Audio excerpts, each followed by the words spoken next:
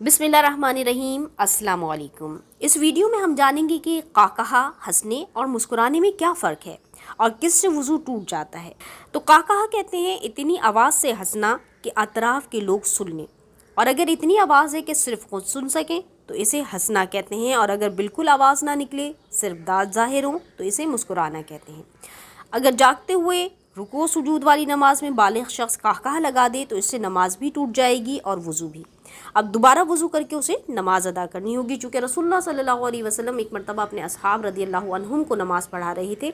इसी दौरान एक सहाबी तशरीफ़ लाए, उनकी निगाह ख़राब थी तो वो मस्जिद में वाक़ कुएँ में गिर पड़े, जिसकी वजह से पीछे मौजूद बाज़ सहाबा इकराम रदियल्लाहु ताला अन्हुम ये बेइख्तियार हंस पड़े। तो जब रसूलुल्लाह सल्लल्लाहु अलैहि वसल्लम नमाज से फ़ारिग़ हो गए तो आपने इरशाद फरमाया कि जो हंसा है वो दोबारा जाकर वज़ू करे और नए सिरे से नमाज अदा करे।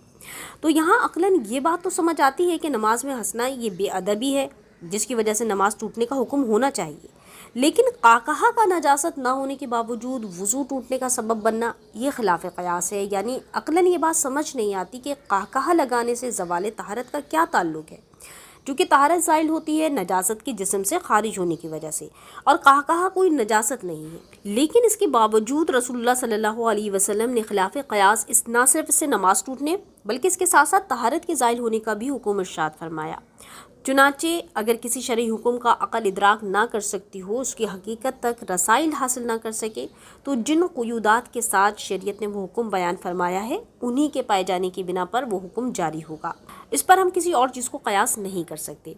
लिहाजा जब ये तमाम क़ुयूदात एक साथ पाई जाएंगी, यानी वो नमाज रुको सुजूद वाली हो, पढ़ने वाला बालिग़ हो, जाग रहा हो और इतनी आवाज़ से हंसे कि अतराफ़ के लोग सुन लें, तो वज़ू टूट जाएगा। लेकिन अगर एक भी शर्त नहीं पाई गई तो वज़ू नहीं जाएगा।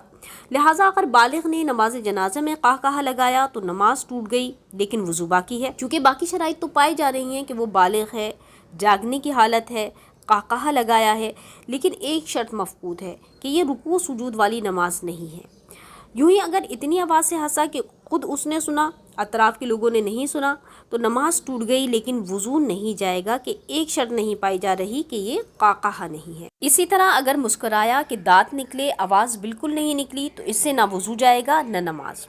अल्लाह तबारक व तआला हमें इन मसाइल को सीख कर ख़ुद भी अमल करने और दूसरों तक पहुँचाने की तौफ़ीक अता फ़रमाए। आमीन। सदक़ा जारिया की नियत से इस वीडियो को ज़्यादा से ज़्यादा लोगों के साथ शेयर करें। अस्सलामु अलैकुम।